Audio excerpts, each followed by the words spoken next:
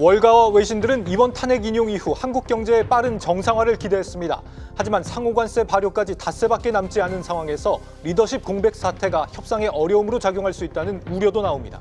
트럼프 대통령은 엄청난 제한을 받을 경우 관세를 인하할 수 있다며 협상의 여지를 열어뒀습니다.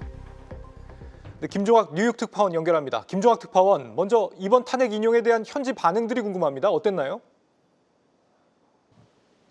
네, 현재까지 미 백악관은 공식 반응을 내놓지 않고 있는 상황입니다. 이런 상황에서 주요 외신들이 윤석열 대통령에 대한 헌법재판소의 만장일치 파면 결정을 일제히 속보로 전했습니다. AP통신과 CNN 등은 한국이 1987년 이후 두 번째 대통령을 탄핵한 사실과 그 배경을 집중 보도했습니다. 블룸버그와 월스트리트저널은 지난해 말 윤 대통령의 계엄령 선포로 정치적 혼란을 겪어온 한국이 4개월 만에 새로운 전환점을 앞두게 됐다고 보도했습니다.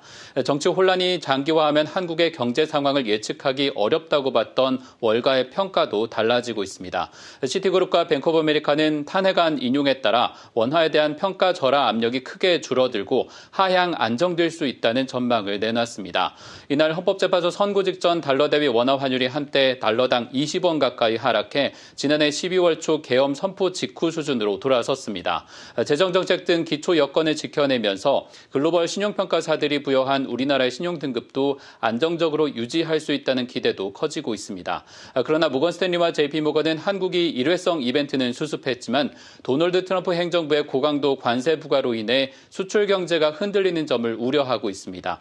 이미 골드만삭스가 지난주 보고서에서 우리나라의 연간 GDP 성장률 전망치를 기존 1.8%에서 1.5%로 낮췄고 JP모건은 관세 부과 직전 한국의 수출 둔화를 반영해 성장률 전망을 1.2%에서 0.9%까지 내렸습니다. 네, 불확실성 하나는 덜었지만 관세 리스크는 아직도 한창입니다. 추가 관세가 또 준비되고 있다는 거죠?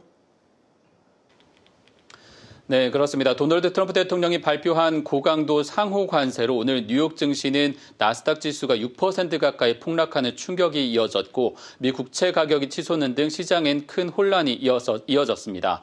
트럼프 대통령은 대통령 전용기에서 열린 기자회견에서 바이든 행정부가 넘긴 미국 경제를 병든 환자에 비유하면서 관세로 이를 치료하고 있다고 얘기했습니다. 그러면서 현재 잘 진행되고 있다며 시장 분위기와 전혀 다른 말을 하고 있습니다. 이 자리에서 아직 발표하지 않은 추가 관세와 나라별 협상 가능성을 시사했는데 직접 발언으로 들어보겠습니다. The chips are starting very soon. The pharma is going to be starting to come in, I think, at a level that you haven't really seen before. We are looking at pharma right now, pharmaceuticals as a separate category, and we'll be announcing that sometime in the near future, not too distant future. 네, 트럼프 대통령은 관세 완화를 검토 중인지에 대한 질문에 대해서도 아주 엄청난 제한을 받고 미국에 좋은 것이라면 관세를 조정할 수 있다면서 협상 가능성을 내비쳤습니다.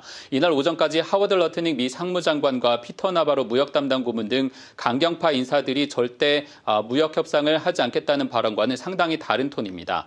트럼프 행정부의 이러한 정책들과 관련해 UBS를 비롯한 주요 기관들은 공급망 재편 과정에서 발생할 스태그플레이션에 대한 전망도 쏟아내고 있습니다. 현재 야간 선물 거래에서 추가 하락을 이어가고 있는 뉴욕 증시는 우리 시간으로 오늘 밤 미국 중앙은행인 연방준비제도의 제롬 파월 의장의 발언에 따라 또 한 번 변곡점을 맞이할 전망입니다.